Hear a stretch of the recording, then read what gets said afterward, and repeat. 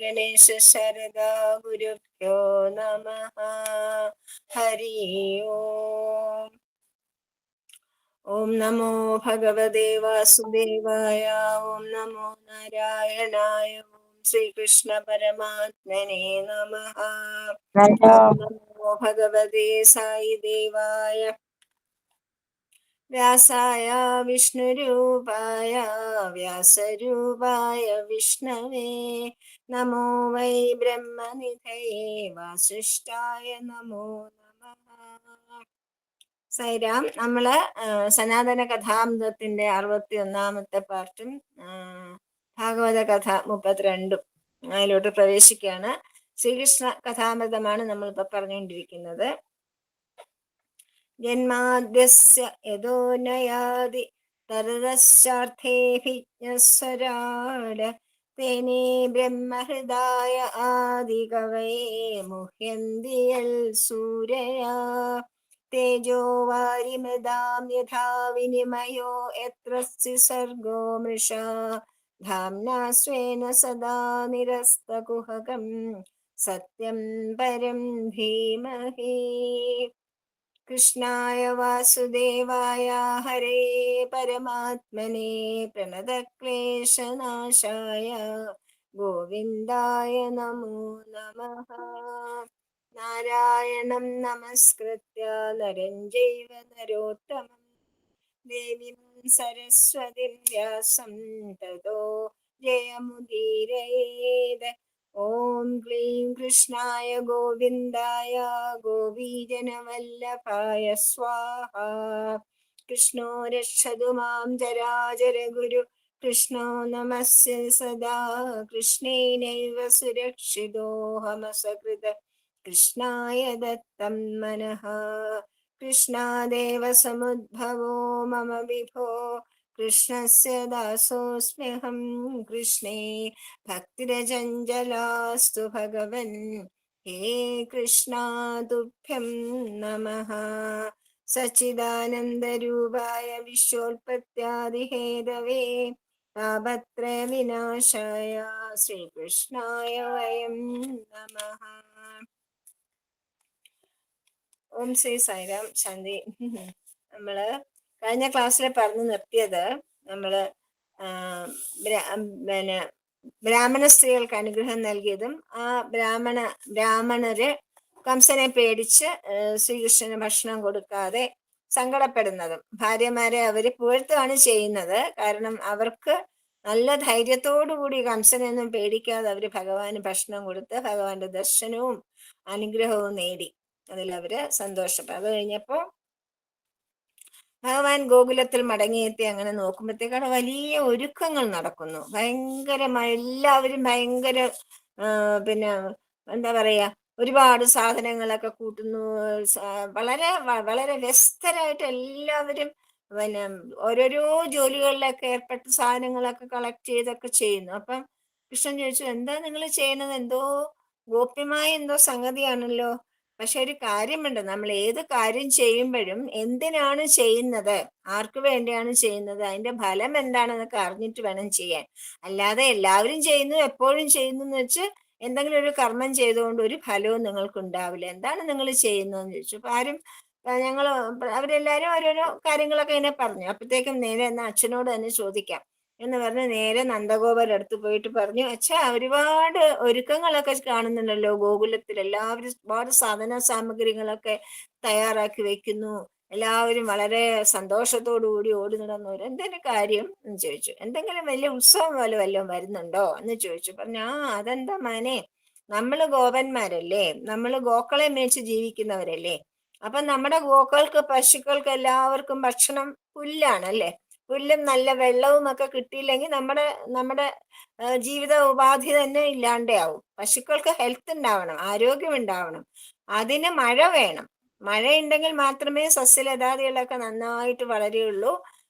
നമ്മുടെ നദികളിലൊക്കെ ധാരാളം വെള്ളം ഉണ്ടാവും. അപ്പൊ അതിനൊക്കെ നമുക്ക് വർഷങ്ങളുടെ, അതായത് മേഘങ്ങളുടെ രാജാവും കൂടെ ആയ ദേവേന്ദ്രനെ നമുക്ക് പ്രാർത്ഥിക്കണം. എല്ലാ വർഷവും നമ്മള് അങ്ങനെ ദേവേന്ദ്ര പ്രീതിക്ക് വേണ്ടി ഒരു യാഗം നടത്താറുണ്ട്. ആ യാഗത്തിന് വേണ്ടി നമ്മള് തയ്യാറാവുകയാണ് മോനെ എന്ന് പറഞ്ഞു. കൊച്ചുകുട്ടിയാണല്ലോ, 7 വയസ്സല്ലേ ഉള്ളൂ. അപ്പം മേഘങ്ങൾ വർഷിക്കുന്നത് ദേവേന്ദ്രനെ കൊണ്ടിട്ടാണോ? അത് ശരി. അപ്പൊ പിന്നെ ഭഗവാന് കാര്യം മനസ്സിലായി. ഭഗവാന് ഇന്ദ്രന് അനർഹമായ ഒരു പൂജയാണ് ഇന്ദ്രൻ സ്വീകരിക്കുന്നത്. ഇന്ദ്രന് ഇവരുടെ കർമ്മങ്ങളിലൊന്നും ഒരു കർമ്മഫലത്തിനൊന്നും യാതൊരു അധികാരവുമില്ല. ഇന്ദ്രൻ അങ്ങനെ ഒരു ദേവതയല്ല. അപ്പൊ ഇന്ദ്രൻ അതിനൊരു അഹങ്കാരവുമുണ്ട്, വളരെ വലിയൊരു ആരാധനാപാത്രമായിരിക്കുന്നില്ല. അപ്പം കൃഷ്ണൻ വിചാരിക്കും ഇന്ദ്രന്റെ അഹങ്കാരത്തിന് ചെറിയൊരു കൊട്ട് കൊടുക്കണം, അതിന് സമയമായി എന്ന് വിചാരിച്ചിട്ട് പറഞ്ഞു, അതിനിപ്പോ ഇന്ദ്രൻ എന്ത് ചെയ്തു? മേഘങ്ങൾ ഉണ്ടാകുന്നത് ഇന്ദ്രനെ കൊണ്ടിട്ടൊന്നും അല്ല, നമ്മളുടെ കർമ്മങ്ങൾ നല്ലതായതുകൊണ്ട് നമ്മൾ ധാരാളം ആരാധനകളും പൂജകളും ഒക്കെ ചെയ്യും. പിന്നെ നമ്മുടെ സ്വധർമ്മമായ പശുക്കളെ മേയ്ക്കലും അവരെ സംരക്ഷിക്കലും ഒക്കെ വളരെ നന്നായി ചെയ്യുന്ന കർമ്മഫലം കൊണ്ട് നല്ല ഫലങ്ങൾ ഉണ്ടാവുന്നു. അതിന് ഇന്ദ്രൻ എന്താണ് അതിൽ കാര്യം? ഇന്ദ്രനല്ല നമുക്ക് പുല്ല് തരുന്നതും വെള്ളം തരുന്നതും ഒന്നും ഇന്ദ്രനല്ല, പർവ്വതമാണ്. ഇവിടെ ഗോവർദ്ധന പർവ്വതമില്ലേ, ആ പർവ്വതം അവിടെ ഉള്ളത് കൊണ്ടിട്ടാണ് പിന്നെ മേഘങ്ങളെ തടഞ്ഞു നിർത്തി മഴ പെയ്യിപ്പിക്കുന്നതും അതുപോലെ ധാരാളം പച്ചപ്പും പുല്ലും മരങ്ങളും ഒക്കെ ഉണ്ടാവുന്നതും എല്ലാം കാരണം നമുക്ക് തണുപ്പും തണലും എല്ലാം തരുന്നത് ആ പർവ്വതമാണ്. ആ പർവ്വതത്തിനെയാണ് പൂജിക്കേണ്ടത്, ഇന്ദ്രനെ അല്ല. അനർഹമായ പൂജയാണ് നിങ്ങൾ ഇന്ദ്രന് ചെയ്യുന്നത്. എന്തൊരു കഷ്ടാണിത്. അതുകൊണ്ട് എല്ലാവരും ഇപ്രാവശ്യം ഇന്ദ്രന് പൂജ ചെയ്യണ്ട. പകരം ഈ നമ്മൾ എടുത്തുകൂട്ടി ഒരുപാട് സാധന സാമഗ്രികൾ ഉണ്ടാക്കിയിട്ടുണ്ടല്ലോ യാഗത്തിന് വേണ്ടി, അത് മുഴുവൻ എടുത്തിട്ട് പോയി നല്ല ഡ്രസ്സൊക്കെ ചെയ്ത് എല്ലാവരും കുളിച്ച് നല്ല വസ്ത്രങ്ങളൊക്കെ അണിഞ്ഞ് വളരെ ആഘോഷപൂർവ്വമായിട്ട് ഗോവർദ്ധനഗിരിയുടെ അവിടെ പോയിട്ട് വേണം നമ്മൾ പൂജ ചെയ്യാൻ എന്ന് പറഞ്ഞു. അപ്പൊ ഭഗവാന്റെ ഇപ്പൊ ഒരുപാട്, ഭഗവാൻ ഈശ്വരനാണ്, ഭഗവാൻ ഈശ്വരാവതാരമാണ്, ദൈവാവതാരമാണ്. ദൈവത്തിന്റെ എന്തോ മഹാശക്തി കൃഷ്ണനുണ്ട് എന്ന് ഇപ്പൊ എല്ലാവർക്കും മനസ്സിലായിട്ടുണ്ട്. പല പ്രാവശ്യം കാളിന്തി നദിയിൽ കാട്ടുതീന്നും ഒക്കെ രക്ഷിച്ചിട്ടുള്ള ഒരുപാട് അനുഭവങ്ങൾ ഇപ്പൊ അവർക്ക് തന്നെ നേരിട്ടുണ്ടായിട്ടുള്ളതുകൊണ്ട് ഗോപന്മാർക്ക് മനസ്സിലായിട്ടുണ്ട് കൃഷ്ണൻ ചെറിയ കുട്ടിയാണെങ്കിലും സാധാരണ ബാലനല്ല, മനുഷ്യനാണ്, ദേവാംശമാണെന്ന്, ഒരു അവതാരമാണെന്നൊന്നും അവർക്കറിയില്ല, പക്ഷെ ദേവാംശമാണ്. അതുകൊണ്ട് കൃഷ്ണൻ പറയുന്നത് നമുക്ക് അനുസരിക്കാം എന്ന് പറഞ്ഞിട്ട് എല്ലാവരും നന്ദഗോപൻ ഉൾപ്പെടെ എല്ലാവരും ഉണ്ടാക്കിയെടുത്ത സർവ്വ സാധനങ്ങളും, ഒരുപാട് മധുര പലഹാരങ്ങളും ഒരുപാട് വസ്തുക്കൾ ഉണ്ടാക്കുമല്ലോ, പൂജ സാമഗ്രികൾ എല്ലാം എടുത്തുകൊണ്ട് കൂട്ടി വളരെ ആഘോഷപൂർവ്വം ഘോഷയാത്രയായിട്ട് ഗോവർദ്ധന പർവ്വതത്തിന്റെ താഴെ പോയി അവിടെ ഇരുന്ന് പൂജിക്കാൻ തുടങ്ങും. അപ്പൊ നമ്മുടെ കള്ളകൃഷ്ണൻ എന്ത് ചെയ്തു അറിയാമോ? ഇതുവരെ പൂജ ചെയ്ത് ആരും പൂജ സ്വീകരിക്കുന്നതെന്ന് അവര് കണ്ടിട്ടില്ല. ഇന്ദ്രന് പൂജയൊക്കെ ചെയ്യും, പക്ഷെ ആരും വന്ന് സ്വീകരിക്കുന്നൊന്നും കണ്ടില്ല. ഇവിടെ നോക്കിയപ്പോ എന്താ, അതിസുന്ദരനായ ഒരു പുരുഷൻ, സുന്ദര രൂപിയായ ഒരു ദേവൻ വന്നിട്ട് അവരുടെ പൂജകളെല്ലാം സ്വീകരിക്കുന്നതായിട്ടത്. കൃഷ്ണൻ എന്ത് ചെയ്തു അറിയോ? കൃഷ്ണൻ ഒരു വേഷം കൂടെ എടുത്തു. ഒരു വേഷം കൃഷ്ണൻ അവിടെ ഉണ്ട്, പക്ഷേ ഗോവർദ്ധന പർവ്വതത്തിലെ ദേവതയാണ് എന്ന് പറഞ്ഞിട്ട് അവര് കൊടുത്ത ആരാധന ചെയ്യുന്ന സാധനങ്ങളൊക്കെ സ്വീകരിക്കുക, അവരുടെ ആരാധനയൊക്കെ സന്തോഷപൂർവ്വം അവര് കൊടുത്ത നൈവേദ്യമൊക്കെ കഴിക്കുക. അങ്ങനെയൊക്കെ ചെയ്തപ്പോഴത്തേക്കും നല്ല വളരെ സരളരും ശുദ്ധഹൃദയരുമായ ഗോപന്മാർക്കും ഗോപിമാർക്കും ഭയങ്കര സന്തോഷമാവും. എത്ര രസാണ്, നമ്മൾ ഇത്ര കാലം പൂജ ചെയ്തിട്ട് ഇതുവരെ നമ്മളുടെ നേരിട്ട് ഇങ്ങനെ വന്ന് ഭഗവാൻ സ്വീകരിക്കുന്നതായിട്ട് നമ്മൾ കണ്ടിട്ടേ ഇല്ല. ഇപ്പൊ കണ്ടോ, എന്താ കൃഷ്ണൻ പറഞ്ഞത് കേട്ടതുകൊണ്ട് നമുക്ക് എന്തൊരു മഹാഭാഗ്യമാണ് ഉണ്ടായത്, നമുക്ക് ഭഗവത് ദർശനം തന്നെ കിട്ടുകയല്ലേ എന്നൊക്കെ പറഞ്ഞ് അവരങ്ങനെ ആനന്ദം കൊണ്ട്, അവർക്കങ്ങ് ആനന്ദ തുന്തിലരായി എന്ന് പറയാം, ആനന്ദം കൊണ്ട് അവർ നിറയും, വളരെ സന്തോഷമായിട്ട്. അപ്പൊ ഈ രൂപം ധരിച്ച് ആ ഗോവർദ്ധന പർവ്വതം തന്നെ നമ്മളെ, ആ ശൈലത്തിലെ ദേവൻ, എല്ലാത്തിനും ദൈവമുണ്ടെന്നല്ലേ നമ്മുടെ വിശ്വാസം, ആ ശൈലദേവൻ തന്നെ വന്ന് നമ്മുടെ പ്രസാദം സ്വീകരിച്ചില്ലേ. ഇതിൽ പരം ഒരു ഭാഗ്യം നമുക്ക് എന്താണുള്ളതെന്ന് വെച്ചാൽ കൃഷ്ണൻ ഉൾപ്പെടെ എല്ലാവരും ആ ഗിരിരൂപധാരിയെ നമസ്കരിച്ച് പിന്നെ വളരെ സന്തോഷമായിട്ട് അവരെല്ലാവരും ഞങ്ങൾക്ക് ഇതുപോലെ മേന്മയിലും ഞങ്ങളുടെ ഗോക്കൾക്കും ഞങ്ങൾക്ക് എല്ലാവർക്കും അനുഗ്രഹം നൽകണമേ എന്ന് പ്രാർത്ഥിക്കും. അങ്ങനെ സന്തോഷത്തോടുകൂടി അവരെല്ലാവരും തിരിച്ചു വ്രതത്തിലേക്ക് പോകും. അവിടെ ചെന്നപ്പോഴെന്താണ്, ഇന്ദ്രൻ നോക്കിയപ്പോ പൂജയൊന്നും വരുന്നില്ല, പ്രസാദം ഒന്നും വരുന്നില്ല. എല്ലാം യാഗാഗ്നിയിലൂടെ ഇന്ദ്രനിൽ എത്തണമല്ലോ, അഗ്നിയാണ് എല്ലാ സാധനങ്ങളും ദേവന്മാരിൽ എത്തിക്കുന്നത്, ഒന്നും വരുന്നില്ല. അപ്പൊ ഇന്ദ്രൻ നോക്കിയപ്പോ എന്താ അറിയോ, കൃഷ്ണൻ, ഒരു സ്ത്രീ പോന്ന കൃഷ്ണൻ ആ യാഗം മുടക്കിയിരിക്കണു. മാത്രമല്ല ആ കൃഷ്ണൻ ആ യാഗം ആ ഗോവർദ്ധന പർവ്വതത്തിന് ചെയ്തിരിക്കണു. ഇതെന്തൊരു അക്രമാണ്! ഇതിന് അഹങ്കാരത്തിനൊരു, ഈ ഈ പീറച്ചക്കന്റെ, ഈ കാലിച്ചക്കന്റെ അഹങ്കാരത്തിനൊരു ഒരു ഉത്തരം എനിക്ക് കൊടുക്കണം, ഒരു ശിക്ഷ കൊടുക്കണം എന്ന് പറഞ്ഞിട്ട് പിന്നെ മേഘജാലങ്ങളിലെ സാമർത്ഥക ഗണങ്ങളാണ് നമ്മൾ കാണുന്നില്ലേ, ഭയങ്കര ഇടിമിന്നലും മഴയും ഭയങ്കര ഘോരമാരിയും ഒക്കെ ഉണ്ടാക്കുന്ന മേഘജാലങ്ങളാണ് സാമർത്ഥക ജാലങ്ങൾ.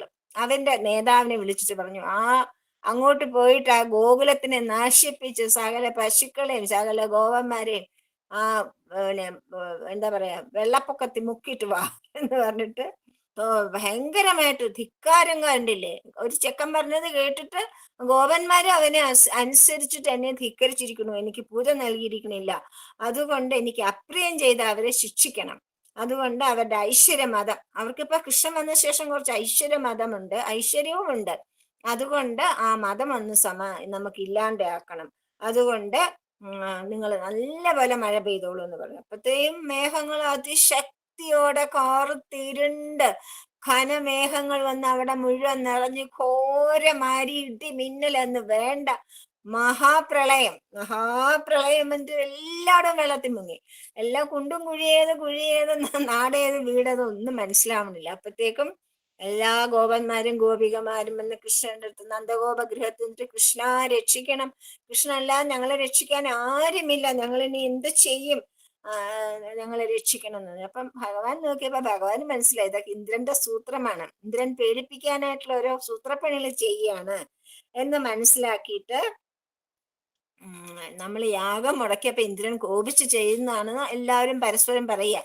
നമ്മൾ കൃഷ്ണന്റെ വാക്ക് കേട്ടിട്ട് ഗോവർദ്ധന പർവ്വതത്തെ പൂജിച്ചില്ലേ, അതുകൊണ്ടാണ് ഇന്ദ്രൻ നമ്മളെ ശിക്ഷിക്കുകയാണ്, അതുകൊണ്ട് കൃഷ്ണൻ ഞങ്ങളെ രക്ഷിക്കണേന്ന് പറഞ്ഞു. കൃഷ്ണൻ പറഞ്ഞു ഭയപ്പെടണ്ട, ആർക്കാണ് നിങ്ങൾ പൂജ ചെയ്തത് ആ ഗിരിദേവൻ നിങ്ങളെ രക്ഷിക്കാൻ ബാധ്യസ്ഥനാണ്, നിങ്ങളെ രക്ഷിക്കും. നിങ്ങൾക്ക് ഇത്ര വിശ്വാസമില്ലാത്ത എന്താണ്, എന്റെ കൂടെ വരൂ എന്ന് പറഞ്ഞ് നേരെ ഗോവർദ്ധന പർവ്വതത്തിന്റെ അവിടെ പോയിട്ട് കുഞ്ഞി വിരലില് ഒറ്റ പൊക്ക് കൊട പോലെ എടുത്ത് പൊക്കി പിടിച്ചു. ചെറിയ വിരലാണ്, ഇതില് ഗോവർദ്ധന പർവ്വതം നിൽക്കുന്നു എന്നൊന്നും നിങ്ങൾ വിചാരിക്കണ്ട, നിങ്ങൾ ഭയപ്പെടണ്ട, ഈ ഗിരി താഴെ വീഴില്ല. എല്ലാവരും സർവ വസ്തുക്കളും സർവ വത്സങ്ങളെയും ഗോക്കളെയും എല്ലാവരുമായിട്ട് സർവ ഗോപഗോപിമാരും പിന്നെ എല്ലാവരും ഇതിന്റെ വ്രജത്തിലെ സർവരും എല്ലാവരും ഇതിന്റെ അടിയിൽ, അച്ഛനും അമ്മയും എല്ലാവരും ഇതിന്റെ അടിയിൽ കയറിക്കൊള്ളാൻ. പക്ഷെ ബലരാമൻ ഉൾപ്പെടെ എല്ലാവരും അവിടെ ആട്ടവും പാട്ടും കൃഷ്ണലീലകൾ ചൊല്ലലും കൃഷ്ണനെ നാമം ജപി കൃഷ്ണന്റെ പാട്ട് പാടലും സന്തോഷമായിട്ട് ഒന്നല്ല രണ്ടല്ല മൂന്നല്ല അല്ലല്ല 7 ദിവസമായിട്ട് കൃഷ്ണൻ ഊണില്ല, കൃഷ്ണന് ഉണ്ണണമെന്നില്ല, ഒറ്റ നിപ്പാണ്, ഒറ്റ വിരൽ, ഈ കുഞ്ഞി വിരലില് ഒരു ഗോവർദ്ധനഗിരി എടുത്തുകൊണ്ട് നമുക്കൊരു കൊച്ചു പുസ്തകം പോലും ഒരു വിരലിൽ നിർത്താൻ പറ്റില്ല. ഭഗവാൻ ഒരു കുഞ്ഞു വിരൽ, 7 വയസ്സുള്ള ഭഗവാൻ കുഞ്ഞു വിരലില് ആ ഗോവർദ്ധനഗിരി തൂക്കി പിടിച്ച് കൊടയായിട്ട് അവിടെ നിന്നു. ഗിരിക്കൊട, കൃഷ്ണന്റെ ഗിരിക്കുടയാണത്. അതിന്റെ അടിയിൽ സർവരും സന്തോഷത്തോടുകൂടി ഇരുന്നു. അവര് പുറത്ത് മഴ പെയ്യണമെന്ന് അറിഞ്ഞത് ശ്രദ്ധിച്ചത് പോലും ഇല്ല. മഴ പെയ്യുന്നു, ഇടിവെട്ടുന്നു, മിന്നണു, ആര് ശ്രദ്ധിക്കണു? അവര് കൃഷ്ണന്റെ ആ മഹിമ, കൃഷ്ണന്റെ സൗന്ദര്യം അത് ആസ്വദിച്ച് സന്തോഷ ചിത്തരായിട്ട് അവിടെ അങ്ങനെ കഴിഞ്ഞു. അങ്ങനെ അവർക്കും ഇല്ല വിശപ്പും ദാഹവും, എല്ലാവരും ഈ പിന്നെ കൃഷ്ണന്റെ ഈ മഹാലീല, കൃഷ്ണന്റെ ഈ മഹത്വം അതിലിങ്ങനെ മുഗ്ധരായിട്ട് അവിടെ തന്നെ ഇരിക്കുകയാണ് എല്ലാവരും. അങ്ങനെ അവരിരുന്ന് 7ാമത്തെ ദിവസമായപ്പം ഇന്ദ്രൻ നോക്കിയപ്പം കൃഷ്ണന്റെ മഹിമാതിരേകം ഇന്ദ്രന് മനസ്സിലായി. ഒരു ഗോക്കൾക്കും ഒരു കുഞ്ഞുങ്ങൾക്കും ആർക്കും ഒന്നും പറ്റിയിട്ടില്ല. അപ്പൊ പറഞ്ഞു പിന്നെ കൃഷ്ണന്റെ യോഗപ്രഭാവം, കൃഷ്ണൻ ആരാണ് എന്നുള്ളത് ഒരു നിമിഷ നേരത്തേക്ക് ഇന്ദ്രൻ മറന്നുപോയിരുന്നു. ഭഗവാൻ യോഗേശ്വരനായ മഹാവിഷ്ണു തന്നെയാണ് കൃഷ്ണനായിട്ട്. അവരൊക്കെ പ്രാർത്ഥിച്ചിട്ട് തന്നെയാണ്, ദേവേന്ദ്രൻ ഉൾപ്പെടെ എല്ലാരും ഇവിടെ കംസനെ കൊന്നുതരണേന്ന് പ്രാർത്ഥിച്ചിട്ടാണ് ഭഗവാൻ ജനിച്ചിരിക്കുന്നത്. ലോകത്ത് ഒരുപാട് അധർമ്മം വർദ്ധിച്ചിരിക്കുന്നു, ഭഗവാനെ കംസനാണ് ഇപ്പൊ അതിനെ ലീഡ് ചെയ്യുന്നത്, കൊന്നുതരണം എന്ന് പറഞ്ഞിട്ട് വന്ന് പ്രാർത്ഥിച്ചതല്ലേ. അതൊക്കെ മറന്നുപോയി, അഹന്ത വന്നാൽ നമ്മളെല്ലാം മറന്നുപോകും. അങ്ങനെ മറന്നുപോയിട്ട് ചെയ്തത് അബദ്ധമായി പോയി. എന്തായാലും സംവർത്തകനെ വിളിച്ചിട്ട് പറഞ്ഞ എല്ലാരും പിൻവലിച്ചോളൂ, ഇനി മഴയൊന്നും പെയ്യണ്ട, ഒക്കെ മഴയൊക്കെ തോർന്ന് നല്ല വെയിലും നല്ല പ്രകാശവും നല്ല എല്ലാം ഉണ്ടാവട്ടെ എന്ന് പറഞ്ഞു. അപ്പത്തേക്കും കൊടുങ്കാറ്റും പേമാരിയൊക്കെ തീർന്നു. നല്ല സൂര്യൻ ഉദിച്ച് നല്ല എല്ലാം നല്ല കഴുകി വൃത്തിയായ പ്രകൃതി അങ്ങനെ സുന്ദരിയായി അങ്ങനെ നിൽക്കുന്നു. അപ്പൊ കൃഷ്ണൻ പറഞ്ഞത് മഴയൊക്കെ തീർന്നു, എല്ലാവരും പൊക്കോളും അവരവരുടെ വീടുകളിലേക്ക്, ഒരു പ്രശ്നമില്ല എന്ന് പറഞ്ഞു. എല്ലാവരും ശ്രീകളാബാല വൃദ്ധൻ ജനങ്ങളും പൂർവ്വസ്ഥാനത്ത് പോയി. ശേഖരനും എല്ലാവരും കൃഷ്ണന്റെ ചുറ്റും കൂടി പാട്ടും ആട്ടവും എല്ലാവരും കൃഷ്ണനെ ഭുജിപ്പിക്കുക. എന്താണ് ഭക്ഷണം കൊടുക്കുക കൃഷ്ണൻ? ഇത്രയും ദിവസം അങ്ങനെ തളർന്ന് നിൽക്കുകയല്ലേ. ഭഗവാന് തളർച്ചയൊന്നുമില്ല. ഭഗവാന് യോഗം എത്ര യോഗങ്ങളുള്ള അഷ്ടസിദ്ധികളുള്ള ആളല്ലേ. ഭഗവാന് വിശപ്പൊന്നുമില്ല. പക്ഷെ അങ്ങനെ അവര് ഭയങ്കര സന്തോഷത്തോടുകൂടി ഗോപികമാരൊക്കെ കൃഷ്ണന്റെ ചുറ്റും കൂടി വെണ്ണയും മധുരപലഹാരങ്ങളും കൊടുക്കുക, തലോടുക, ആനന്ദിപ്പിക്കുക, അങ്ങനെ സാദരം നല്ല കീർത്തനങ്ങളൊക്കെ പാടുക. അങ്ങനെ ഭഗവൻ മഹിമകളൊക്കെ ഇങ്ങനെ കണ്ടിട്ട് വിസ്മിതരായിപ്പോയി അവർ. ഇത്ര അത്ഭുതം! അവർക്ക് അത്ഭുതം സഹിക്കണില്ല. വളരെ അവരെല്ലാവരും ദേവാംശഭൂതരാണ്. മാത്രമല്ല അവർ വളരെ ഹൃദയശുദ്ധിയുള്ളവരാണ്. അതുകൊണ്ടാണ് ഭഗവാൻ അവരുടെ മധ്യത്തിൽ ലീലകൾ ആടാൻ തീരുമാനിച്ചത്. അപ്പൊ ഇങ്ങനെയുള്ള അത്ഭുതം. പക്ഷെ ഇതുവരെ ചെയ്തതൊക്കെ പോട്ടെ, ഈ ഗോവർദ്ധനഗിരി ഒരു കുഞ്ഞു വിരലിൽ ഉയർത്തി 7 ദിവസമൊക്കെ ഒറ്റ നിപ്പിൽ നിൽക്കുക.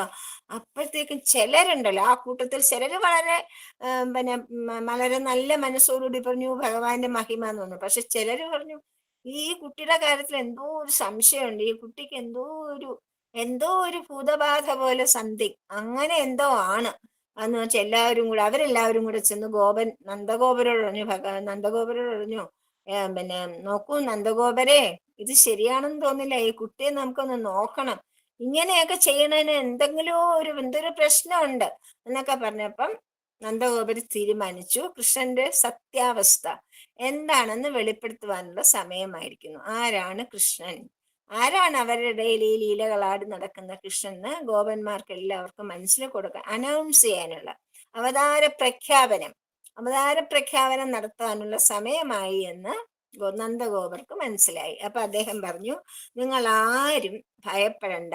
ഗർഗ മഹർഷി കുഞ്ഞുങ്ങൾക്ക് നാമകരണം ചെയ്യാൻ വന്ന സമയത്ത് തന്നെ എന്നോട് ചില വസ്തുതകൾ പറഞ്ഞിരുന്നു കൃഷ്ണനെ പറ്റിയിട്ട്.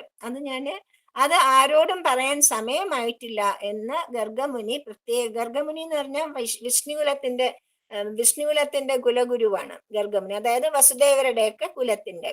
അപ്പൊ പറഞ്ഞു, അദ്ദേഹം പ്രത്യേകം പറഞ്ഞതുകൊണ്ടാണ് ഞാൻ നിങ്ങളോട് പറയാതിരുന്നത്.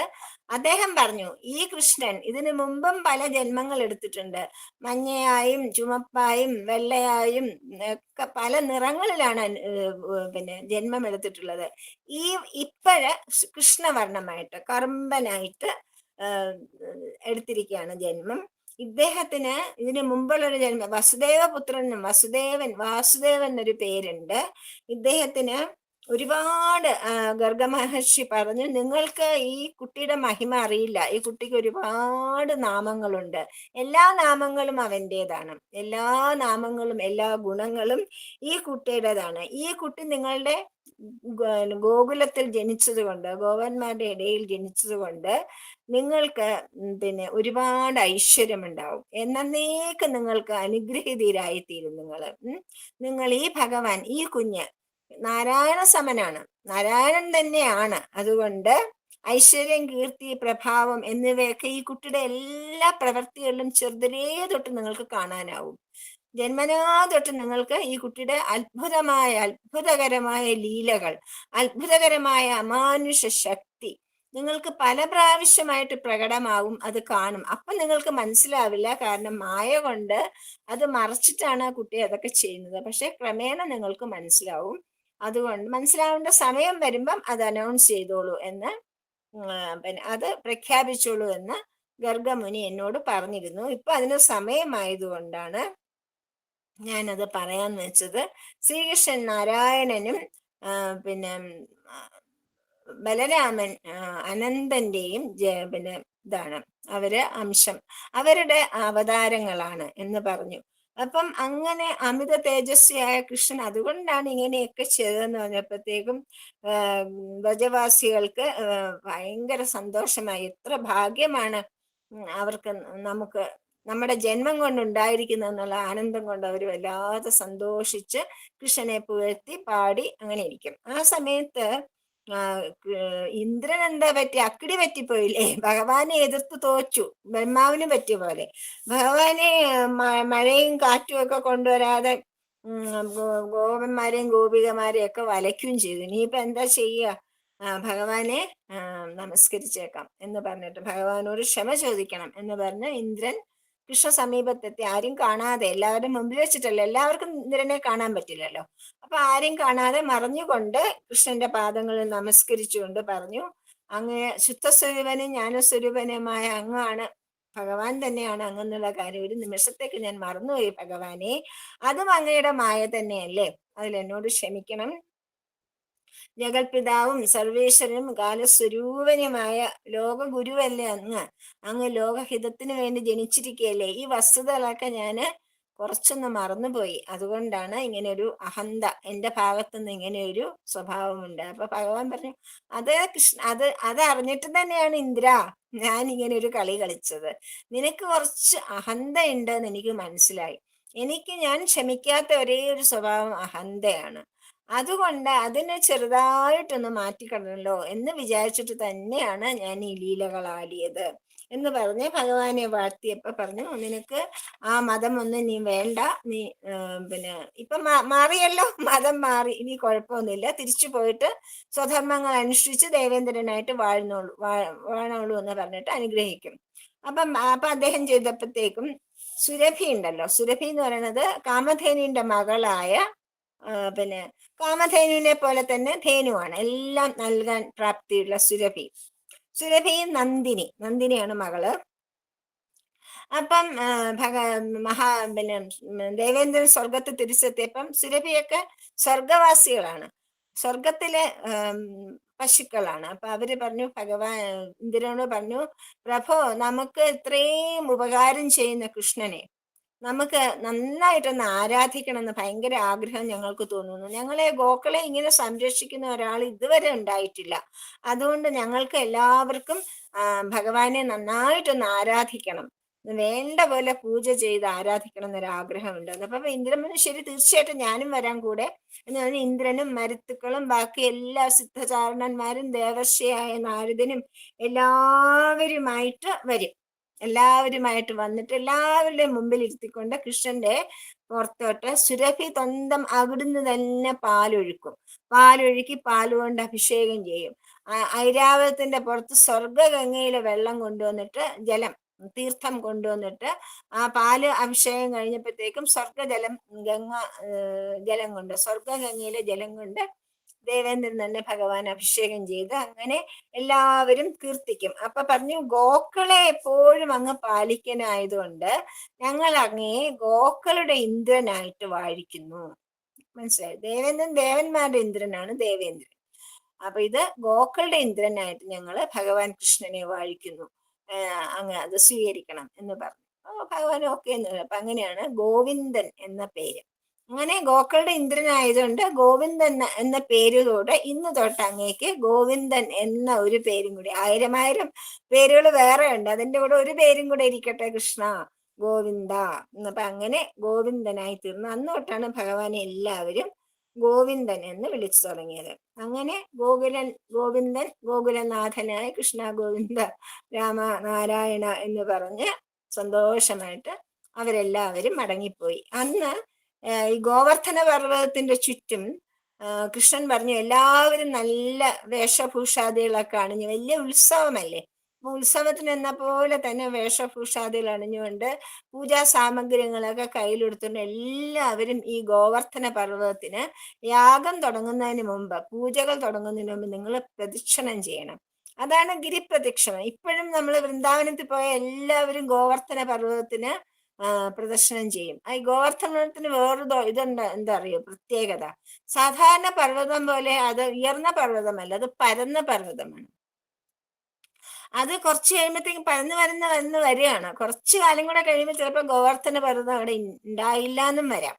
അങ്ങനെ അത് നിമിഷം പ്രതി ഇങ്ങനെ പരന്നുകൊണ്ടിരിക്കുന്ന ഒരു പർവ്വതമാണ് ഗോവർദ്ധന പർവ്വതം. അപ്പൊ ഈ ഗോവർദ്ധന പർവ്വതത്തിന്റെ ചുറ്റും ഗോവർദ്ധന പ്രദക്ഷിണം ഇപ്പം വൃന്ദാവനത്തിൽ പോയ എല്ലാവരും ചെയ്യുന്ന ഒരു കാര്യമാണ്. അത് ഈ ഒരു സ്മരണയ്ക്ക് വേണ്ടിയാണ്.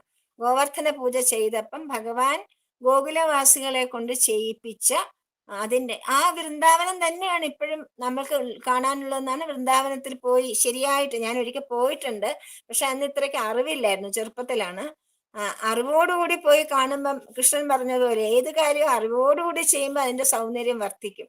ഇപ്പൊ എല്ലാവർക്കും അറിവൊക്കെ ഉണ്ട്, എല്ലാവരും അതൊക്കെ അറിഞ്ഞിട്ടൊക്കെയാണ് പോണത്. അപ്പൊ ആ ഒരു ഭക്തിയും നമുക്ക് ആ സ്ഥലങ്ങളൊക്കെ കാണുമ്പോൾ അതിന്റെ ഓർമ്മയും അതിന്റെ മധുര സ്മരണകളും കൃഷ്ണലീലകളും കൃഷ്ണനും രാധയുമുള്ള പ്രേമവും ഒക്കെ നമ്മുടെ മനസ്സിൽ വരും. കദംബ വൃക്ഷമുണ്ട് അവിടെ, കാളിന്തിയുണ്ട്, എല്ലാം ഇപ്പോഴും അവിടെ ഉണ്ട്. നികുഞ്ചമുണ്ട്, നിധിവനമുണ്ട്, പിന്നെ ഭാണ്ഡീരകമുണ്ട്, ആ ആൽത്തറയുണ്ട്, എല്ലാം ഉണ്ട് ഇപ്പോഴും അവിടെ.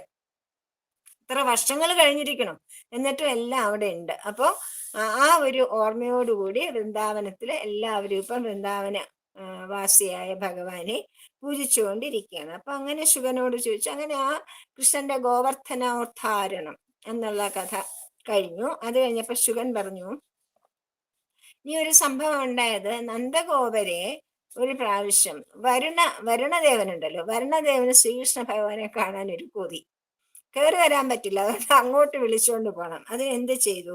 ഒരു ദിവസം നന്ദഗോപർ ഏകാദശി വ്രതം അനുഷ്ഠിച്ച് കഴിഞ്ഞിട്ട് പിറ്റേ ദിവസം ദ്വാദശിക്ക് രാവിലെ പാരണ വീഴണമല്ലോ, പാരണ വീഴാൻ നേരത്ത് കുളിക്കാൻ ഇറങ്ങുമ്പോ എന്താ അറിയോ, ഈ നമ്മൾ നദിയിലൊക്കെ കുളിക്കാൻ ഇറങ്ങുമ്പോഴ് അന്ന് കൃഷ്ണൻ ഗോപികമാരെ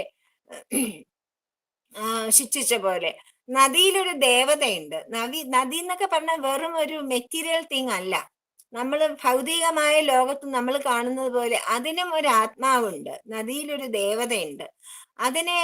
അപ്പൊ അതുകൊണ്ട് നദിയിൽ കുളിക്കാൻ ഇറങ്ങുമ്പോൾ അത് ഉറങ്ങി കിടക്കുന്ന സമയത്ത് നമ്മൾ കുളിക്കാൻ പാടില്ല. അതുകൊണ്ടാണ് രാത്രി കാലത്ത് നദിയിൽ കൂടെ യാത്ര, നദിയിൽ കുളിയൊക്കെ നിഷിദ്ധമായിട്ട് വെച്ചിരിക്കുന്നത്. അത് ഉണരുമ്പോഴാണ്. പക്ഷേ വെളുപ്പിന് പിന്നെ അതിന് സമയത്തിന് മുൻപ് ആണ് നന്ദഗോപര് കുളിക്കാൻ ഇറങ്ങിയത്. അപ്പൊ കുളിക്കാൻ ഇറങ്ങിയപ്പോ അസുരവേള എന്ന് പറയും. കുളിക്ക് പല വേളകളുണ്ട്. അസുരവേള, ദേവവേള, മനുഷ്യവേള, ഇങ്ങനെ ഭാഗിച്ചു വെച്ചിട്ടുണ്ട് ഓരോരോ ഭാഗങ്ങളായിട്ട്. അസുരവേളയിലാണ് കുളിക്കാൻ ഇറങ്ങിയത്. അപ്പം അത് കണ്ടുകൊണ്ട് നിന്ന വരുണന്റെ ഒരു ഭൃത്യൻ അത് കണ്ടിട്ട് നന്ദഗോപരെ പിടിച്ചോണ്ട് പോകും. നന്ദഗോപരെ പിടിച്ച് വരുണന്റെ അടുത്ത് താഴെ വരുണന്റെ രാജധാനിയിലേക്ക് കൊണ്ടുപോയി.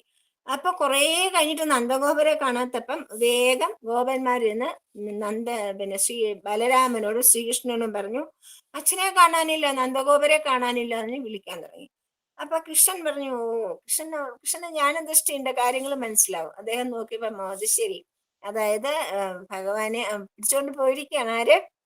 വരുണൻ പിടിച്ചോണ്ട് പോയിരിക്കുകയാണ്. അപ്പൊ നിങ്ങൾ വിഷമിക്കണ്ട, ഇപ്പൊ തന്നെ വിളിച്ചോണ്ട് വരാം അച്ഛനെ എന്ന് പറഞ്ഞിട്ട് അവര് താഴേക്ക് പോയി. കൃഷ്ണൻ വന്നത്, അപ്പൊ ശ്രീകൃഷ്ണൻ വന്നപ്പോഴത്തേക്കും വരുണന് ഭയങ്കര സന്തോഷമായി. ശ്രീകൃഷ്ണന് വളരെ സന്തോഷമായിട്ട് വിശിഷ്ട വസ്തുക്കളൊക്കെ നൽകി, ധാരാളം സമ്മാനങ്ങളൊക്കെ നൽകി ആദരിക്കും. എന്നിട്ട് പറഞ്ഞു, അപ്പോ എന്റെ ജന്മം സഫലമായി, ഞാൻ ഇതൊരു ദർശനത്തിന് വേണ്ടിയിട്ടാണ് അങ്ങയെ കാണുവാനായിട്ട് പിന്നെ അച്ഛനെ പിടിച്ചുകൊണ്ട് വന്നത് എന്ന് പറഞ്ഞു. അങ്ങനെ ആളറിയാതെയാണ്, നന്ദഗോപരൻ അറിഞ്ഞില്ല, അറിയാതെയാണ് പുത്തൻ പിടിച്ചുകൊണ്ട് വന്നത്. എന്തായാലും ഒരു അപരാധം തന്നെയാണ്. പക്ഷെ അത് ചെയ്തു പോയെങ്കിലും എനിക്ക് അതുകൊണ്ട് വളരെ വലിയൊരു ഭാഗ്യമാണ് ഉണ്ടായത്, അങ്ങയുടെ ദർശന സൗഭാഗ്യം.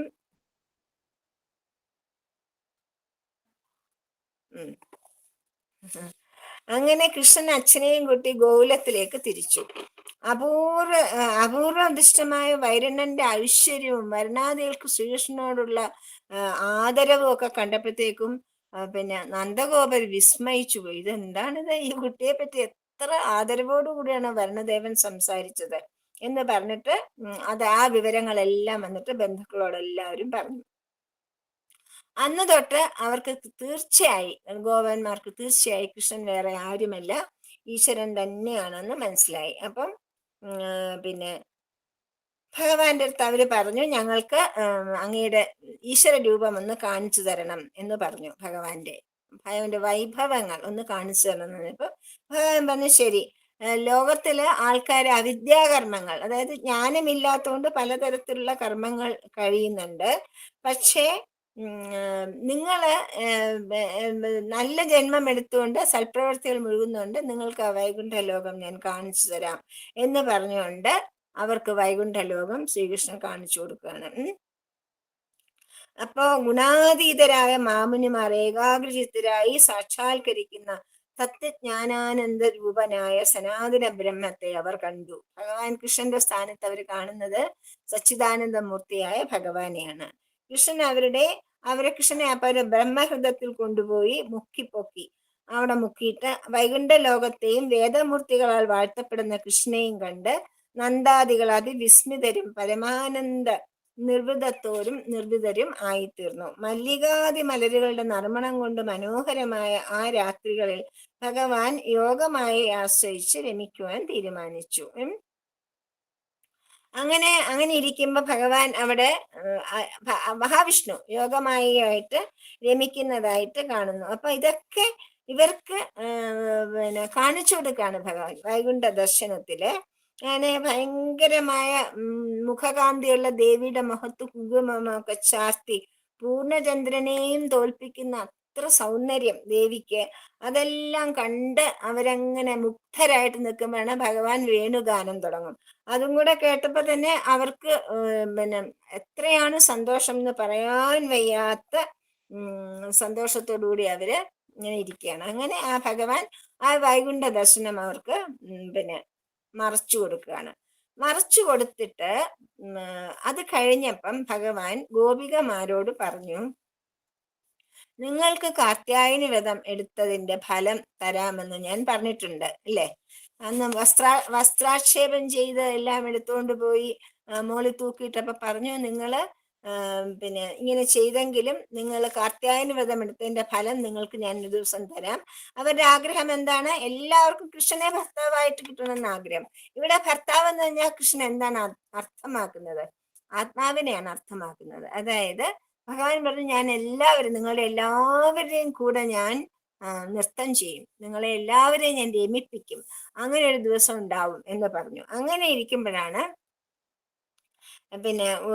ഒരുപാട് ദിവസം കഴിഞ്ഞിട്ട് അങ്ങനെ നല്ല ഒരു ചന്ദ്രികാചർച്ചിതമായ വളരെ നല്ല വെളുത്ത വാവിന്റെ സമയത്ത്, ശുക്ലപക്ഷം നല്ല വെളുത്ത വാവിന്റെ ഒരു ദിവസം കൃഷ്ണൻ യമുനാ നദിയുടെ തീരത്തിരുന്നു കൊണ്ട് കദംബവശത്തിരുന്നുകൊണ്ട് മധുരമനോഹരമായിട്ട്, രാത്രിയാണ് കേട്ടോ, മധുരമനോഹരമായിട്ട് വേണുഗാനം ആലപിക്കും.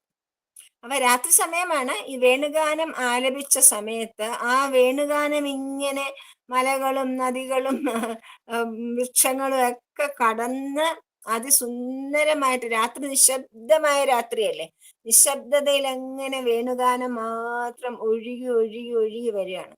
ആ ഒഴുകി ഒഴുകി ഒഴുകുന്ന ഗാനം കേട്ടതും ഈ ഗോപസ്ത്രീകളുടെ മനസ്സ്, ഗോപന്മാർക്കൊന്നും സംഭവിച്ചില്ല, പക്ഷെ ഗോപസ്ത്രീകളുടെ മനസ്സ് ആകൃഷ്ടമാവും. അവര് സ്വയം മറന്നു പോകും. കാരണം അവിടെ ഭഗവാൻ പരമാത്മാവ് ജീവാത്മാക്കളെയാണ് വിളിക്കുന്നത് ഈ ഇതിലെ. അപ്പം ജീവാത്മാക്കളായി പരമപരിശുദ്ധകളായിട്ടിരിക്കുന്ന ഗോപസ്ത്രീകളെ അത് സ്പർശിച്ചു. അത് സ്പർശിച്ചപ്പോ അവരെല്ലാവരും അവരേത് രൂപത്തിലാണോ ആ ഗാനം കേട്ടത് ആ രൂപത്തിൽ ഇറങ്ങി ഓടും. ആർക്കും അവരെ പിടിച്ചു നിർത്താൻ പറ്റില്ല. ചിലര് ഭർത്താവിന് വിളമ്പി കൊടുക്കണു, ചിലര് കുഞ്ഞിന് പാല് കൊടുക്കണു, ചിലര് ആഭരണം അണിയണു, ചിലര് സാരി ഉടുക്കണു. ഏത് വേഷത്തിൽ ഏത് രീതിയിലായിരുന്നു അവരുണ്ടായിരുന്നത് ആ വേഷത്തിൽ അങ്ങനെ ഇറങ്ങി ഓടും.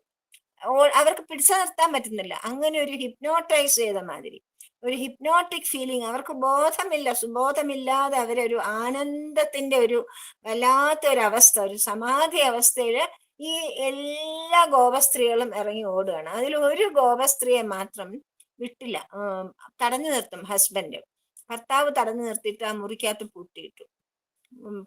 അവരവിടെ ഇരുന്നിട്ട് കൃഷ്ണ കൃഷ്ണ കൃഷ്ണ കൃഷ്ണ കൃഷ്ണ കൃഷ്ണന്റെ ആ മോഹന രൂപം ഓർത്തോർത്ത് അവിടെ തന്നെ മരിച്ചു വീഴുകയാണ് ചെയ്യുന്നത്. ഒരൊറ്റ ഗോപസ്ത്രീ. ബാക്കി എല്ലാവരും അവിടെ ചെന്നു. അവരെല്ലാവരും അവിടെ ചെന്നിട്ട് നോക്കിയപ്പോ ആർക്കും തരാനൊന്നും പറ്റുന്നില്ല. അങ്ങനെ എല്ലാ അലങ്കാരങ്ങളും ആടകളും ഒക്കെ അണിഞ്ഞ് അവിടെ ചെല്ലുമ്പോ കൃഷ്ണൻ അങ്ങനെ നല്ല മനോഹരമായിട്ട് വേണുഗാനം വായിച്ചുകൊണ്ടിരിക്കുകയാണ്. അപ്പൊ എല്ലാവരും കൃഷ്ണന്റെ ചുറ്റും നിന്ന് വളഞ്ഞ് കൃഷ്ണനെ ആശ്ലേഷിച്ച്, കൊച്ചു കൃഷ്ണനാണ്, 10 വയസ്സേ ഉള്ളൂ. പക്ഷെ ആ സങ്കല്പം കൊണ്ട് അവരെല്ലാവരും കൃഷ്ണനെ ആശ്ലേഷിച്ച് അവരുടെ മനസ്സിലെ ഒരു ആനന്ദാനുഭൂതി. അത് ശരിക്കും ഈ ഗോപികകളുടെ രാസക്രീഡ എന്ന് പറയണത്, രാസക്രീഡയാണ് നമ്മൾ പറഞ്ഞുകൊണ്ടിരിക്കുന്നത്. ഈ രാസക്രീഡ എന്ന് പറയണത് നമ്മൾ ഉദ്ദേശിക്കുന്ന തരത്തിലുള്ള ഒരു ക്രീഡയേ അല്ല. അത് പരമാത്മാവും ജീവാത്മാവും തമ്മിലുള്ള യോജിപ്പാണ്. അതായത് സർവ്വതും ഉപേക്ഷിച്ച് സർവ്വതും മറന്ന് അവനവന്റെ ശരീരബോധം മറന്ന് അവര് ഈശ്വരനിലേക്ക് പായുകയാണ് ചെയ്യുന്നത്.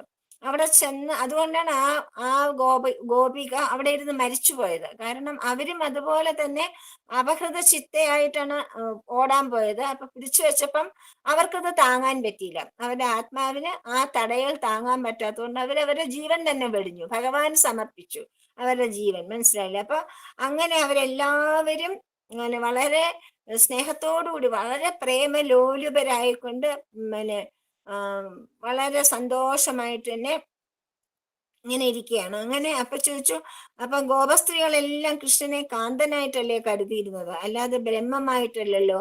അപ്പോൾ അവര് ഗുണമുണ്ടല്ലോ, അവർക്ക് ഗുണാധീനങ്ങളല്ലേ, അവർക്ക് എങ്ങനെയാണ് ഗുണമോചനം ഉണ്ടാവുന്നത്? അപ്പൊ ഈ സ്ത്രീകൾക്ക് എല്ലാവർക്കും ഭഗവാൻ പറഞ്ഞു, ഇവർക്ക് എല്ലാവർക്കും മുക്തിയാണ് ഉണ്ടാവുക. ആ ഒരു സ്ത്രീക്ക് വരാൻ പറ്റാതെ മുക്തി ചെയ്ത പോലെ തന്നെ ഈ വന്നവർക്ക് എല്ലാവർക്കും ജീവൻ മുക്തി ഉണ്ടാവും.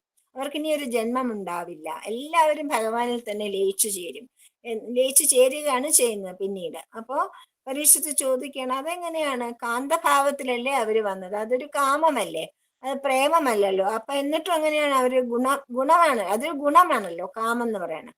അപ്പൊ അങ്ങനെ ഒരു മനോഭാവത്തോടു കൂടി കൃഷ്ണനെ ആരാധിക്കുമ്പം അവർക്ക് എങ്ങനെ മോക്ഷം ലഭിക്കാൻ സാധിക്കും എന്നുണ്ടാവും. അപ്പൊ ശ്രീകൃഷ്ണന്റെ അടുത്തെ പറ്റി ശുഗമഹർഷി പറഞ്ഞു, ശ്രീകൃഷ്ണനോട് വിദ്വേഷം പുലർത്തിയിരുന്നവർ പോലും, ശിശുപാലനെ പോലെ അല്ലെങ്കിൽ കംസനെ പോലെ വിദ്വേഷം പുലർത്തിയവർ പോലും സായുജ്യം പ്രാപിച്ച കഥ അറിയില്ലേ? അപ്പൊ പിന്നെ ഭഗവത് പ്രിയരുടെ കാര്യം പറയണോ? ഭഗവാനോട് സ്നേഹം കൊണ്ട്, പ്രേമം കൊണ്ട് സർവവും മറന്ന് പോകുന്ന ഗോപസ്ത്രീകൾക്ക് മോക്ഷം ലഭിച്ചില്ലെങ്കിൽ പിന്നെ ആർക്കാണ് ലഭിക്കുക? അവ്യയനും അപ്രമേയനും നിർഗുണനും ഗുണനിയാമകനുമായ ഭഗവാൻ ശരീരം സ്വീകരിച്ചിരിക്കുന്നത് മനുഷ്യർക്ക് മോക്ഷം നൽകാൻ വേണ്ടിയാണ്. എന്തിനാണ് ഭഗവാൻ ഇടയ്ക്കിടെ അവതാര പുരുഷനായിട്ട് വരുന്നത്? കുറേ കാലം ഇങ്ങനെ നമ്മള് ഭൂമിയിൽ നമുക്കിപ്പോ എത്രയോ അവതാര പുരുഷന്മാരാണ്, ചെറുതും വലുതുമായിട്ട്.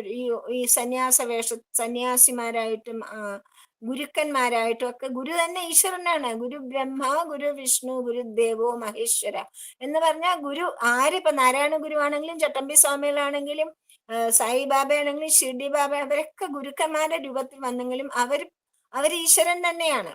ഗുരു ഈശ്വരൻ തന്നെയാണ്. മനസ്സിലായില്ലേ? അപ്പൊ ഗുരുവിനെ ഈശ്വരഭാവത്തിൽ. അപ്പം എന്താണ് ഭഗവാൻ ചെയ്യുക? ഇടയ്ക്കിടയ്ക്ക് ഭഗവാൻ മറന്നു പോകുന്ന മനുഷ്യരെ ഓർമ്മിപ്പിക്കുവാനായിട്ട്, അവരുടെ അസലിയത്ത്, നമ്മൾ എന്താണ് ശരിക്കും ഓർമ്മിപ്പിക്കുവാനായിട്ട് ഇടയ്ക്കിടയ്ക്ക് ഭഗവാൻ ജന്മമെടുക്കും. മനസ്സിലായില്ലേ? അങ്ങനെ ഭഗവാൻ ശരീരം സ്വീകരിച്ചാല് അതിന് മോക്ഷപ്രാപ്തിക്ക് യോഗ്യരായ എല്ലാവർക്കും ഭഗവാൻ മോക്ഷം നൽകും. കാമമോ ക്രോധമോ ഭയമോ സ്നേഹമോ സൗഹൃദമോ സഖ്യമോ ഏത് ഭാവമായാലും ഭഗവാൻ ഒരു കുഴപ്പവുമില്ല.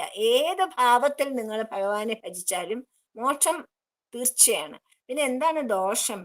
ഇപ്പം നമ്മൾ വൈരാഗ്യത്തോടെ അല്ലെങ്കിൽ വിദ്വേഷത്തോടു കൂടെയാണ് ഭഗവാനെ സ്മരിക്കുന്നതെങ്കിൽ ആ സ്മരിക്കുന്ന സമയത്ത് നമുക്ക് സന്തോഷം ഉണ്ടാവില്ല. ഭഗവാൻ ഗുണാതീതനായ ഭഗവാൻ അതുകൊണ്ട് ഒന്നുമില്ല. ഭഗവാൻ ആ ഭാവം, എന്നോടുള്ള പ്രേമം, എന്നെ പറ്റിയുള്ള സ്മരണ, അത് മാത്രമേ ഭഗവാൻ നോക്കുന്നുള്ളൂ. സ്മരിക്കുന്നത് ദേശത്തിലാണോ, സൗഹൃദത്തിലാണോ, സ്നേഹത്തിലാണോ എന്ന് ഭഗവാൻ നോക്കുന്നില്ല. എന്നെ സ്മരിക്കുന്നു എന്ന പ്രവൃത്തി മാത്രമേ ഭഗവാൻ നോക്കുന്നുള്ളൂ. പക്ഷേ സ്മരണ നെഗറ്റീവ് ആണെങ്കിൽ, വിദ്വേഷമാണെങ്കിൽ, ദേഷ്യമാണെങ്കിൽ ആർക്കാണ് പ്രശ്നം? കംസനെ പോലെ ഭീതിതനാവാം, രാവണനെ പോലെ ഭീതി ഉണ്ടാവാം, ശിശുപാലനെ പോലെ വെറുപ്പുണ്ടാവാം, ഹിരണ്യാക്ഷന് വളരെ ദുഷ്ടന്മാരാവാം. പക്ഷെ അവർക്കെല്ലാവർക്കും ഭഗവാൻ മോക്ഷമാണ് കൊടുത്തത്. കാരണം എന്തെന്ന് വെച്ചാല് സ്മരണ മാത്രമാണ് ഭഗവാൻ കണക്കാക്കുന്നത്. പക്ഷെ നമ്മൾ നിരന്തരം ഹരിയിൽ സ്നേഹത്തോടുകൂടി, സൗഹൃദത്തോടുകൂടി, സൗഖ്യത്തോടുകൂടിയാണ് പ്രാർത്ഥിക്കുന്നതെങ്കിൽ ജീവിച്ചിരിക്കുന്ന നമ്മുടെ സന്തോഷം എത്രയായിരിക്കും? നമ്മുടെ മനസ്സിന്റെ ആനന്ദം ആർക്കെങ്കിലും അളക്കാൻ പറ്റുമോ? അതുകൊണ്ടാണ് ഭക്ത ഭക്തന്റെ ഭാവത്തിന് ഭക്തനാണ് ഗുണമുണ്ടാവുന്നത്. ഭഗവാൻ ഏത് ഭാവത്തിലാണെങ്കിലും സ്വീകരിക്കും. ഭക്തന്റെ ഭാവം നന്നായിരുന്നാൽ ഭക്തന് സന്തോഷമായിട്ട് ജീവിക്കാൻ പറ്റും. സ്വസമീപത്തെത്തിയ വ്രജവനിതകളെ തന്റെ മോഹന വാണികളാൽ മോഹിക്കുമാറ് ഭഗവാൻ അരുളി ചെയ്തു. എല്ലാവരും ഓടിയെത്തിയല്ലോ. അപ്പൊ ഭഗവാൻ പറഞ്ഞു, അല്ലയോ ഭാഗ്യശാലിനികളെ, നിങ്ങൾക്ക് സ്വാഗതം. നിങ്ങൾക്ക് എന്ത് പ്രിയമാണ് ഞാൻ ചെയ്യേണ്ടത്? എല്ലാവരും കാർത്യായന വ്രതം അണിച്ച് ഒരേ ഒരു മാസം കാർത്യായന വ്രതം എത്രയോ വർഷം കൊണ്ട് ചെയ്യാണ്. എന്താ, ഒരേ ഒരു പ്രാർത്ഥനയേ ഉള്ളൂ, കൃഷ്ണനുമായിട്ട് ലീലകൾ ആടണം. വ്രജത്തിൽ എല്ലാവർക്കും ക്ഷേമം തന്നെയല്ലേ? നിങ്ങൾ വന്നത് എന്തിനാണെന്ന് പറയുവിൻ. സുന്ദരികളെ, നിങ്ങൾ ഇവിടെ നിൽക്കണ്ട, ഗോകുലത്തിലേക്ക് മടങ്ങിപ്പോകൂ. ഭഗവാൻ അവരോട് പറയുന്നുണ്ട്, നിങ്ങൾ വന്നത് സന്തോഷം തന്നെ, പക്ഷെ ഒട്ടും ശരിയായില്ല, നിങ്ങളൊക്കെ തിരിച്ചു പോകൂ എന്ന് പറയും. നിങ്ങളെ കാണാൻ നിങ്ങളുടെ ഭർത്താക്കന്മാരും പുത്രന്മാരും നിങ്ങളുടെ വീട്ടിലുള്ളവരും കുഞ്ഞുങ്ങളും ഒക്കെ കാത്തു നടക്കുന്നുണ്ടാവും. അതുകൊണ്ട് നിങ്ങൾ എല്ലാവരും തിരിച്ചു പോണം. രാത്രി സമയമല്ലേ, ബന്ധുക്കൾക്ക് ക്ലേശമൊന്നും ഉണ്ടാക്കാൻ പാടില്ല.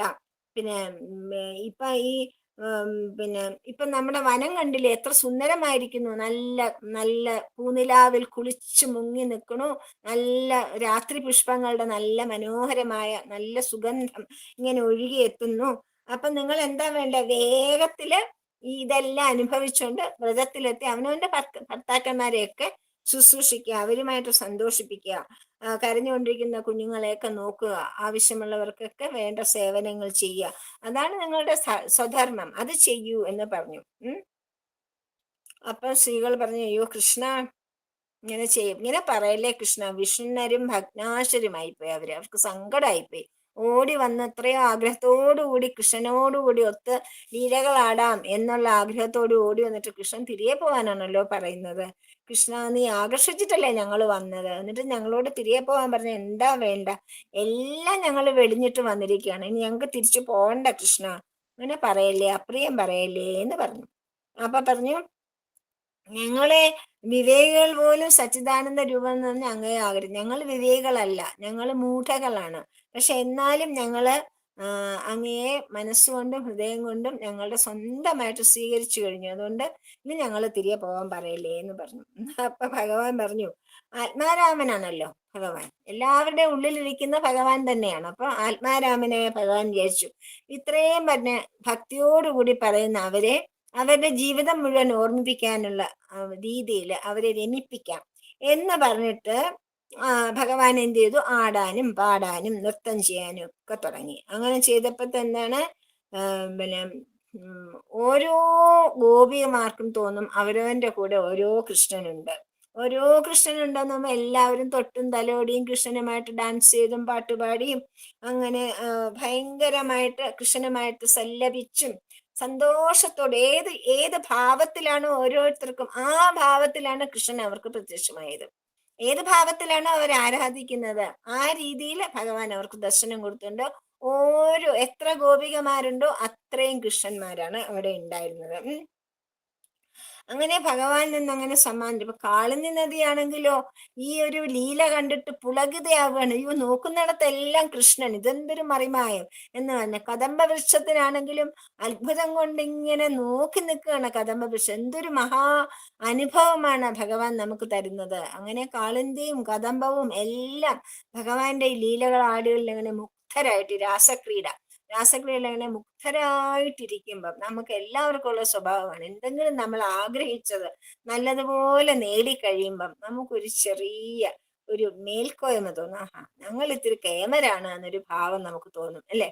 അതുപോലെ ഗോപികമാർക്കും തോന്നി. ഗോപികമാർ നമ്മൾ എത്ര ഭാഗ്യവതകളാണ്. ഈ ലോകത്ത് എത്രയോ സ്ത്രീകളുണ്ട്, എത്രയെത്ര സ്ത്രീകളുള്ളിടത്ത് ഞങ്ങൾ ഗോപികമാർക്കുള്ള ഒരു ഭാഗ്യം ആലോചിച്ച് നോക്കൂ. ഞങ്ങൾ എത്ര നന്നായിട്ട് ഭഗവാന്റെ കൂടെ നമുക്ക് ലീലകളാടാൻ പറ്റുന്നു എന്നുള്ള ഒരു ഭാവം അവരുടെ മനസ്സിൽ അങ്കുരിച്ചു. മതിയല്ലോ, ആ നിമിഷം കൃഷ്ണൻ അന്തർധാനം ചെയ്തു. കൃഷ്ണനെ കാണാനില്ല, ശ്രീകൃഷ്ണൻ എവിടെയോ പോയി മറഞ്ഞു. അവരവിടെ എല്ലാം പോലെ ഓടി നടന്ന് അന്വേഷിക്കുകയാണ്. പക്ഷെ കൃഷ്ണന്റെ പൊടി പോലും ഒരിടത്തും കാണാനില്ല. അവര് വൃക്ഷങ്ങളോട് ചോദിക്കും, ഭ്രാന്തികളായിപ്പോയി അവര് ആ കൃഷ്ണ പ്രേമം കൊണ്ട്, കൃഷ്ണനോടുള്ള ആസക്തി കൊണ്ട്, സ്നേഹം കൊണ്ട് അന്ധരായിപ്പോയി, ഭ്രാന്തികളായിപ്പോയി. അവര് കാണുന്നതിനോടൊക്കെ ചോദിക്കും, നിങ്ങൾ കണ്ടോ ഞങ്ങളുടെ കൃഷ്ണനെ, ഞങ്ങളുടെ നന്ദനന്ദനെ നിങ്ങൾ കണ്ടോ?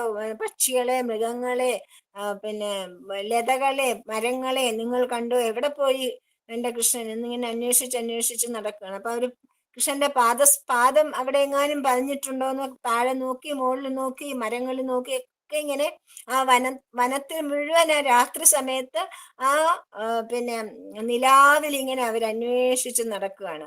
അങ്ങനെ അവർ അന്വേഷിച്ച് നടക്കുമ്പോഴത്തേക്കും ഭഗവാന്റെ പാദമുദ്രകൾ കാണും. പറഞ്ഞ ഇതിൽ ഭഗവാന്റെ പാദമുദ്രകൾ ഉണ്ടല്ലോ.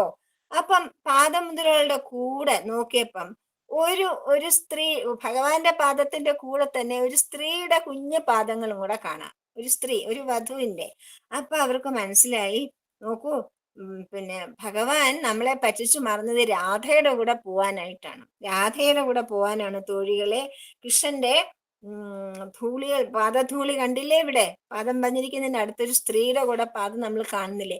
ഇത് അന്വേഷിച്ച് നമുക്ക് പോവാം എന്ന് പറഞ്ഞ് കുറച്ചങ്ങോട്ട് പോയപ്പോ ആ സ്ത്രീയുടെ പാദം കാണുന്നില്ല, ഭഗവാന്റെ പാദം മാത്രമേ ഉള്ളൂ.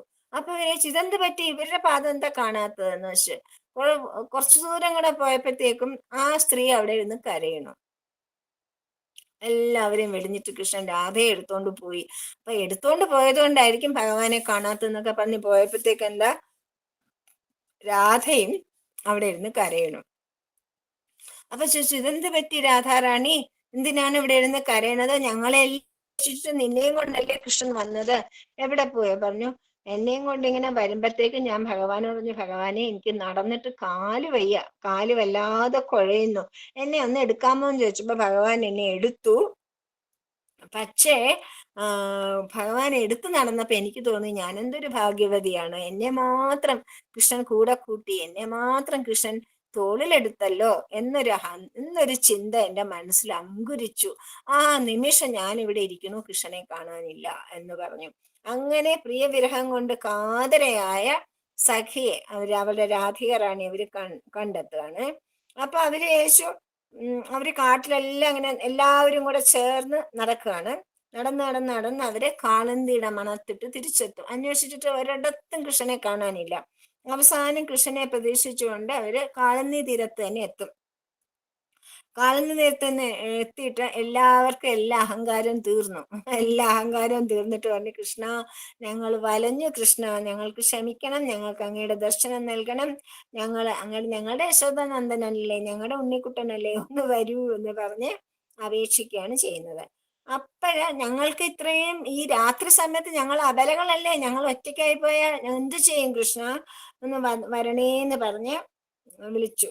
അങ്ങനെ ഗോപികൾ ഒരൊക്കെ കളഞ്ഞപ്പോഴത്തേക്ക് അവരുടെ അഹങ്കാരമൊക്കെ തീർന്നു, മതമൊക്കെ അടങ്ങി, അവര് ആ ഒരു പ്രേമം മാത്രം അവരുടെ മനസ്സിൽ വന്നപ്പോഴത്തേക്കും കൃഷ്ണൻ അവിടെ പ്രത്യക്ഷപ്പെടുകയാണ് ചെയ്യുന്നത്. കൃഷ്ണൻ പ്രത്യക്ഷപ്പെട്ടപ്പോഴത്തേക്ക് അവർ ഓടി ചെന്ന് കൃഷ്ണനെ കോരി എടുക്കലും പിടിക്കലും വലിക്കലും അങ്ങനെയൊക്കെ അവര് കൃഷ്ണനുമായിട്ട് ഇങ്ങനെ വീണ്ടും ഭഗവാൻ അവരെ എല്ലാവരെയും ആസ്വദിപ്പിച്ചുകൊണ്ട് അവരെല്ലാവരെയും സന്തോഷിപ്പിച്ചുകൊണ്ട് കൃഷ്ണൻ ഇങ്ങനെ ഡാൻസ്, കൃഷ്ണന്റെ കൂടെ, അതാണ് രാസക്രീഡ. ഭഗവാൻ കൃഷ്ണനും ഗോപികമാരും ആ കാളന്നി തീരത്ത്, കാളന്നിയുടെ മണൽത്തിട്ടയിൽ ആ നല്ലൊരു ശരച്ചന്ദ്ര രാത്രിയിൽ, നല്ലൊരു പൂനിലാവ് ഇങ്ങനെ പൊഴിഞ്ഞുകൊണ്ടിരുന്ന മനോഹര രാത്രിയിൽ ചെയ്യുന്ന നൃത്തത്തിനാണ് രാസക്രീഡ എന്ന് പറയുന്നത്. അപ്പൊ അതിനെപ്പറ്റി കൂടുതൽ പറയുന്നത് ഇനി അടുത്ത ക്ലാസ്സിൽ പറയാം. അതിന്റെ പിന്നെ അന്തരാർത്ഥം എന്താണ്, രാസക്രീഡ അന്തരാർത്ഥം എന്താണെന്ന് നമുക്ക് അടുത്ത ക്ലാസ്സിൽ സംസാരിക്കാം. സർവത്ര ഗോവിന്ദ നാമ സങ്കീർത്തനം, ഗോവിന്ദ ഗോവിന്ദ. കൃഷ്ണ കൃഷ്ണ മുകുന്ദ ജനാർദ്ദന, കൃഷ്ണ ഗോവിന്ദ നാരായണ ഹരി, അച്യുതാനന്ദ ഗോവിന്ദ മാധവ, സച്ചിദാനന്ദ നാരായണ ഹരേ. സർവത്ര ഗോവിന്ദ നാമ സങ്കീർത്തനം, ഗോവിന്ദ ഗോവിന്ദ. സ്വസ്തി പ്രജാഭ്യ പരിപാലയന്താം ज्ञानेन मार्गेण महीमहीषां गोब्राह्मणेभ्यस्तुहमस्तु नित्यं समस्तलोकाः सुखिनो भवन्तु समस्तलोकाः सुखिनो भवन्तु समस्तलोकाः सुखिनो भवन्तु ॐ शान्ति शान्ति शान्तिः।